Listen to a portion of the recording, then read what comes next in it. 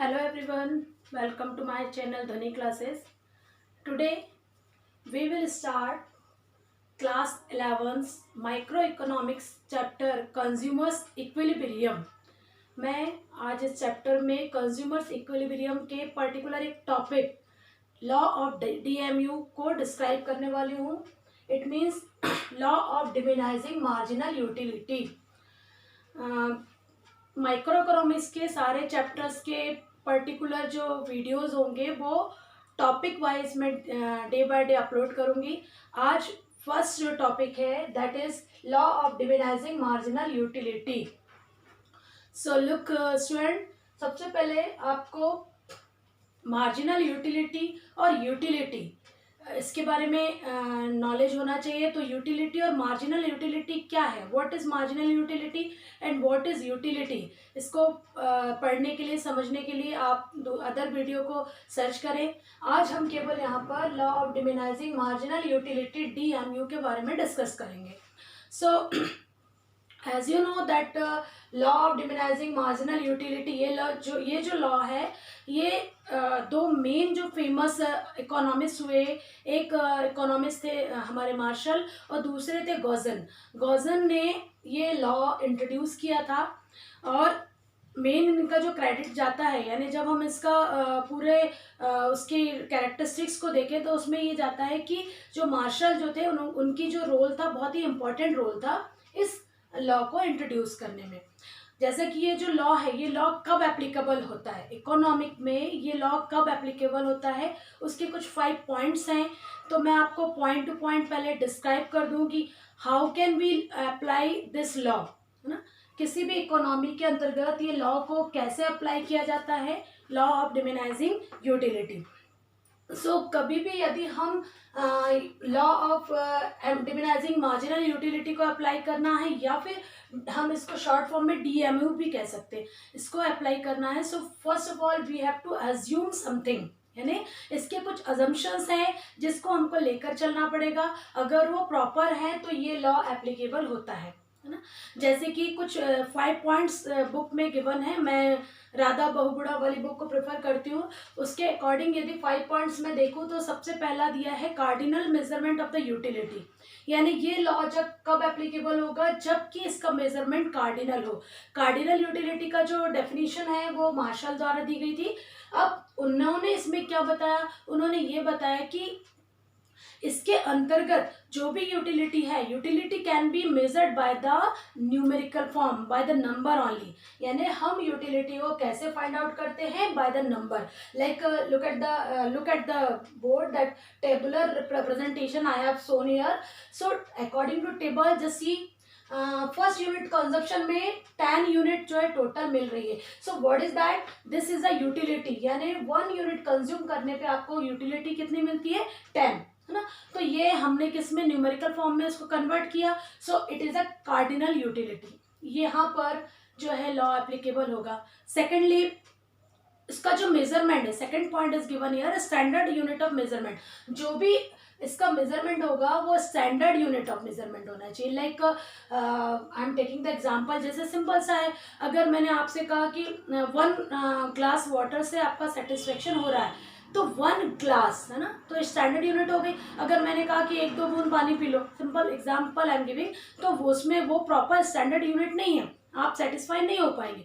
सो यहाँ पर जो यूनिट होगी मेजरमेंट की दैट शुड बी स्टैंडर्ड. यानी सेकंड पॉइंट क्या कह रहा है कि वो स्टैंडर्ड यूनिट होनी चाहिए.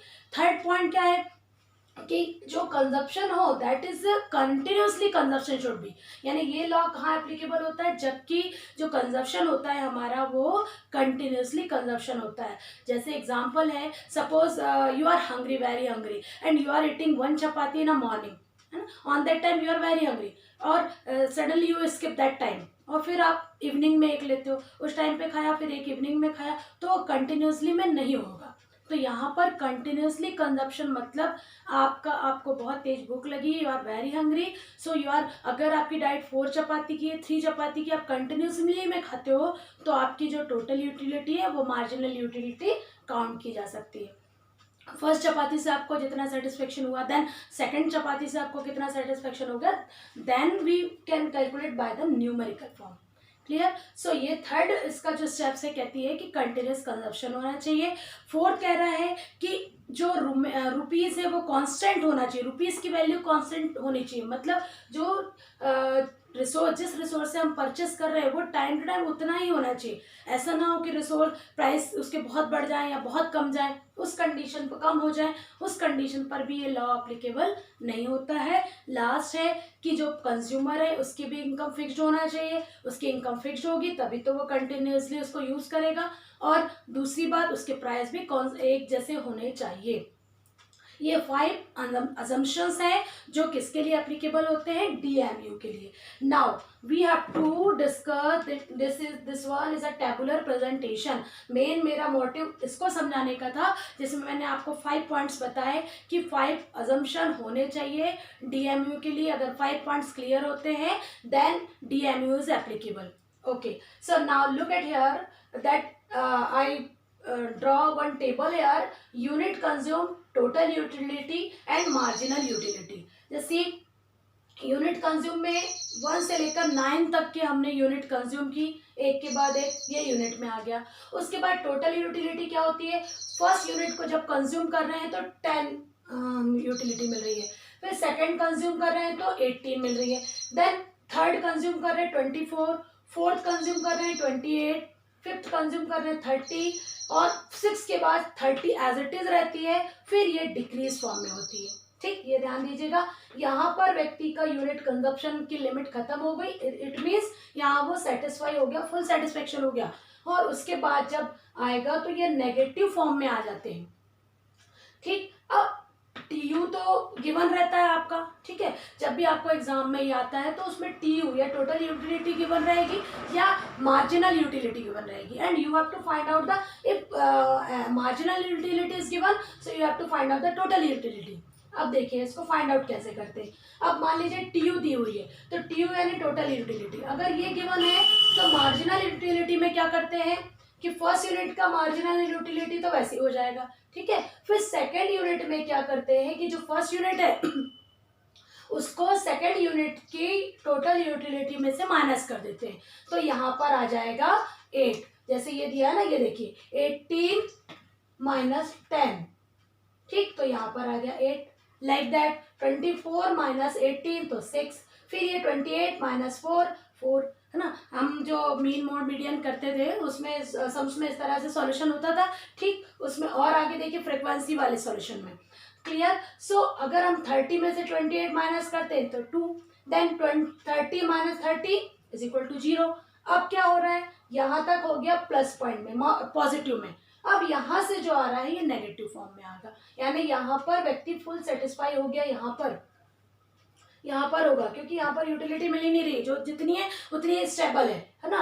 फिर यहाँ पर माइनस में आ गई, देखिए 28 माइनस 30 यानी -2, 24 minus 28 -4, then 18 minus 24 -6, clear. This is a tabular presentation of the marginal utility. Law ये कहता है कि आपको मार्जिनल यूटिलिटी को ऐसे टेबुलर प्रेजेंटेशन करनी है। और देखिए अब MU falls positively, TU increases. इसमें देखिए MU जो है, ये MU तो धीरे धीरे कम हो रहा है लेकिन TU बढ़ रहा है ना। टोटल यूटिलिटी बढ़ती जा रही है और मार्जिनल यूटिलिटी कम होती जा रही है। कहाँ पे, यहाँ से लेकर यहाँ तक, ठीक। फिर जब मार्जिनल यूटिलिटी 0 होगी उस कंडीशन पर क्या होगा, मैक्सिमम एंड कांस्टेंट सेटिस्फेक्शन हो जाएगा, यानी ये पर्टिकुलर टाइम है, पर्टिकुलर ये यूनिट है जब व्यक्ति पूरा सेटिस्फाई हो गया, ठीक। उसके बाद यहाँ से देखिए फिर से ये नेगेटिव फॉर्म में आ जाएगा, मतलब यहाँ पे ये डिक्रीज, मार्जिनल यूटिलिटी के साथ तो क्या होता है, हमेशा डिक्रीज होती है, ठीक है। और टोटल यूटिलिटी क्या होती है, एक पर्टिकुलर पॉइंट पर आकर तक तो इंक्रीज होती है, then it started to decrease, है ना। फिर ये डिक्रीज होना स्टार्ट हो जाता है, जैसे यहाँ पे देखो 0 हो गई, फिर इसके बाद -2 -4 -6, यानी और कम होती जा रही है। MU becomes negative, TU decreases. यानी आपसे दो बात क्या समझ में आई कि जब TU इंक्रीज होगा, यहाँ देखिए जब TU इंक्रीज होगा तो क्या होगा, MU पॉजिटिव फॉल्स होगा, और जब TU डिक्रीज होगा तो MU नेगेटिव फॉल्स होगा। आई एम राइटिंग दैट, क्या चीज समझ में आई कि when TU is increases, so क्या होगा, MU मस्ट बी पॉजिटिव। ये 2 पॉइंट आ रहे हैं, मस्ट पॉजिटिव, बी ने लिखा मैंने, okay clear. Secondly when TU decreases, है ना, TU decreases, so MU must be negative. ये मेन जो है इसका जो कंक्लूजन ये सामने आ रहा है। अगर ये बातें समझ में आ गई सो ये लॉ आपको इजीली समझ में आ जाएगा। सेकेंडली ये तो हो गया tabular presentation of the DMU। Now graphical presentation, look at here, ये ग्राफिकल प्रेजेंटेशन है। देखिए यहाँ पर TU को रिप्रेजेंट कर रहे हैं और यहाँ पर X गुड्स को रिप्रेजेंट कर रहे हैं। ये मैंने दोनों, ये जो लॉ जब भी आप इसका कंप्लीट करेंगे ये पूरा फुल ग्राफ आपको बनाना होगा। यहाँ से देखिए जब 10 था, है ना, 10 के बाद 18 हुआ, ये TU की यूनिट है। 18 के बाद 24, देन 28 के बाद 30 पे कांस्टेंट रहा, है ना, ये देखिए 30 पे TU कांस्टेंट रहा। उसके बाद 28, 24 और ये 18, ठीक, ये है TU का प्रेजेंटेशन। ये इतना ग्राफ क्या बता रहा है, TU बता रहा है। अब इसी के सडनली नीचे क्या बनाया है, MU का प्रेजेंटेशन। देखो TU के ग्राफ में एक चीज क्या समझ में आई कि TU जो है ग्राफ पहले बढ़ता है फिर कम होते जाता है ना, और ये मैक्सिमम और कांस्टेंट सेटिस्फेक्शन है, ये पॉइंट हो गया सेटिस्फेक्शन वाला पॉइंट। TU का ग्राफ बढ़ेगा और कम होगा, यानी इंक्रीज होगा पहले फिर डिक्रीज होगा। और MU का क्या होता है, MU का देखो सीधे MU में क्या दिया है, 10 है, 1 है तो 10, फिर 8, जो यहाँ पर ये जो यूनिट दी है इसको मैंने यहाँ पर लिखा है। अब आप देखिए 10 तो 1, 10 तो 1, 8 तो 2, इस तरह से ये पूरा प्रेजेंटेशन कर लिया, है ना। उसके बाद जब हम इसको दोनों का मैच करते हैं तो ये देखिए ये पॉइंट आ रहा है 6 वाला, ये पॉइंट, ठीक, ये होता है मैक्सिमम सेटिस्फेक्शन पॉइंट, ये ठीक है, पॉइंट ऑफ सेटरेशन सेटिलिटी, मतलब यहाँ पर आकर आप MU और TU को सेटल कर सकते हैं, ये आपका प्रॉपर ऐसा पॉइंट है। उसके बाद सिंपल सा एग्जांपल, इसके बाद आप चपाती नहीं खा सकते, 4 चपाती, और वैसे ही यहाँ पर ये गुड्स है, यहाँ सेटिस्फेक्शन हो गया, इससे एक्स्ट्रा आप यूज करोगे तो माइनस में जाएगा, ठीक, तो यानी माइनस में क्या जाएगा, आपकी जो यूटिलिटी है उसकी जो उपयोगिता मिल रही है वो नेगेटिव फॉर्म में जाएगी। वैसे यहाँ पर भी देख लीजिए, इसको मैंने MU को अलग और TU को अलग, बट एक सीक्वेंस में एक सीधी जो लाइन में मैंने ड्रॉ करके इसको एक्सप्लेन किया है। इससे आपको क्लियर हो जाएगा कि जब TU की X यूनिट को हम कैसे कंज्यूम कर रहे हैं, और ये TU का ग्राफ जो है वो इंक्रीज होता है फिर डिक्रीज होता है, और MU का ग्राफ डिक्रीज होता है और यहाँ के बाद उसमें नेगेटिव पॉइंट आ जाता है, ये प्लस में है ये माइनस में है ना। तो ये जो पर्टिकुलर पॉइंट है ये कांस्टेंट पॉइंट कहलाता है, मैक्सिमम पॉइंट कहलाता है। ये है लॉ ऑफ डिमिनाइजिंग यूटिलिटी, क्लियर। अब इस टॉपिक में एक पर्टिकुलर एक टॉपिक के नाम से मैं वीडियो अपलोड कर रही हूँ। इस टॉपिक में यदि कोई प्रॉब्लम हो so you can message me, I will solve your problem. Thank you student, and like and subscribe my channel. Thank you.